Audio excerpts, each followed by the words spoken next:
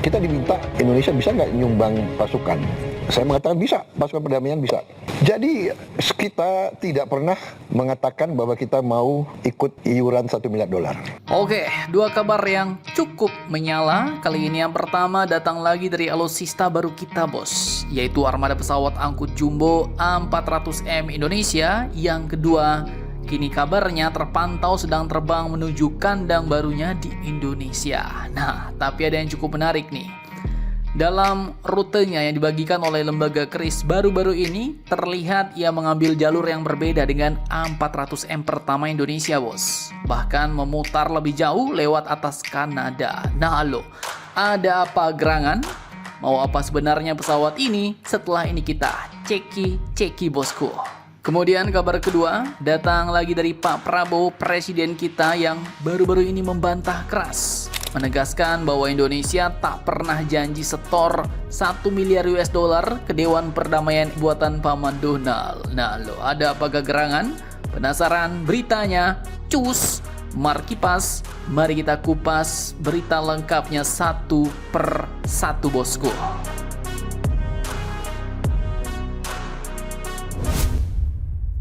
Oke, yang pertama, jika tadi beritanya kita kedatangan kapal perang baru, kini pesawat baru, bos. Jadi setelah kedatangan perdana pesawat angkut jumbo Airbus A400M Atlas pada November 2025 lalu, kini armada kedua dengan nomor registrasi A4002 kembali bergerak menuju tanah air. Dari pantauan Flight Radar 24 yang dibagikan lembaga KRIS, ternyata pesawat ini pun terpantau sedang menjalani ferry flight panjang, bos.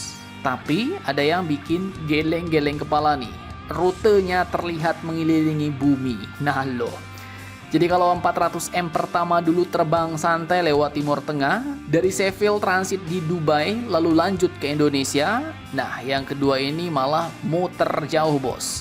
Dari Sheffield ternyata ia malah terbang ke utara lewat Kanada. Terpantau dia terbang mampir ke Saint John, lalu lanjut ke Whitehorse. Nah, jadi sama kayak KRI Prabu Siliwangi nih, bos, muter ya kan. Kalau KRI Prabu Siliwangi muter lewat Afrika, nah A400M ini touring dulu lewat Amerika Utara, bos.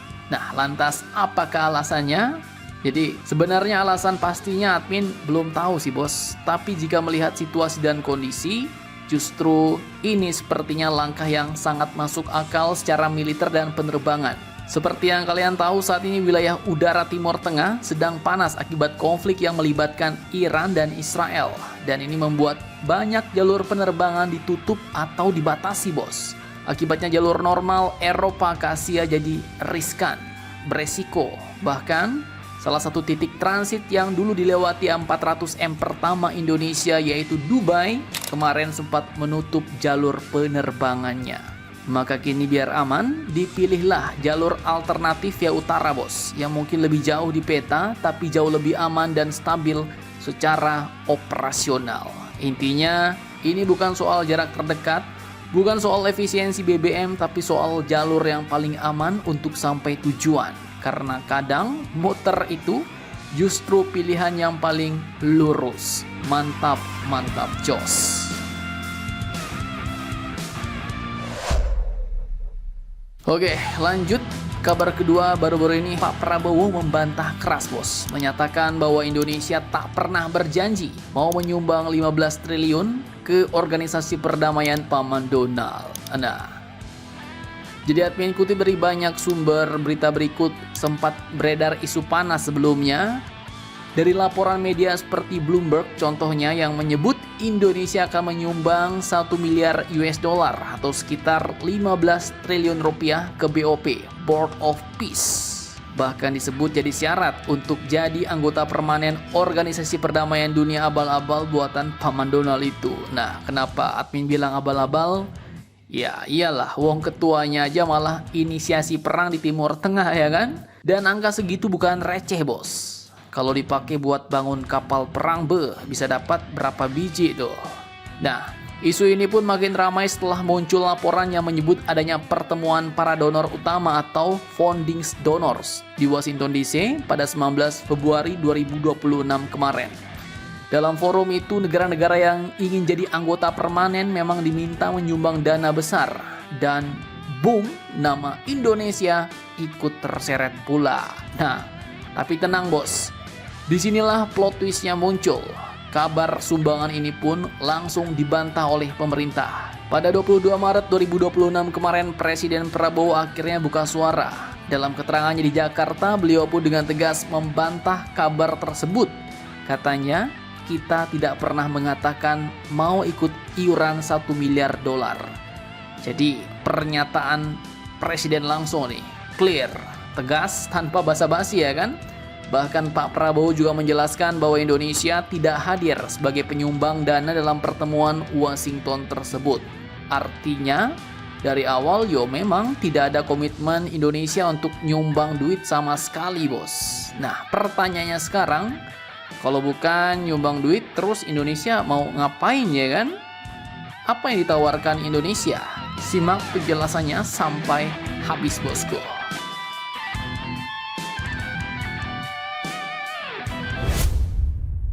Oke, disinilah strategi khas Indonesia mulai kelihatan bos. Jadi alih-alih ikut perang dompet, nah Indonesia justru menawarkan kontribusi yang lebih realistis dan sesuai prinsip, yaitu mengirim pasukan perdamaian. Pak Prabowo menegaskan bahwa Indonesia siap mengirim pasukan ke wilayah konflik khususnya Gaza jika situasi sudah memungkinkan dan ada gencatan senjata bos. Dan ini bukan hal baru. Indonesia memang punya rekam jejak panjang dalam misi perdamaian dunia. Kemudian selain itu opsi lain juga masih terbuka. Jadi kalau nanti kondisi di Gaza sudah stabil dan masuk fase pembangunan, nah Indonesia bisa ikut membantu lewat jalur kemanusiaan. Misalnya nih pembangunan rumah sakit, bantuan melalui lembaga seperti Basnas, bahkan mungkin dukungan rekonstruksi pasca konflik. Jadi bukan berarti Indonesia lepas tangan bos, justru ingin tetap terlibat tapi dengan cara yang lebih Indonesia banget. Tidak gegabah tapi tetap peduli ya kan? Dan yang paling penting, tanpa membebani anggaran negara secara ekstrim. Nyumbang, kalau kita nyumbang 1 miliar dolar, untuk apa pula itu ya kan? Untuk MBG bisa berapa lama tuh bos? Jadi kesimpulannya, isu 1 miliar dolar untuk BOP itu memang sempat bikin geger. Tapi faktanya ya Indonesia tidak pernah janji, tak pernah tanda tangan, dan tak pernah setor sama sekali. Sebaliknya Indonesia memilih jalan yang lebih strategis dan realistis, bukan sekadar pulus bos, tapi kontribusi nyata di lapangan. Mantap, mantap, jos. Jadi bagaimana menurut kalian tentang hal ini? Jangan lupa komentar, tetaplah kalian barbar dan jangan santuy terus. Tim Indonesia tangguh, salam Indomax, Indo Magazines.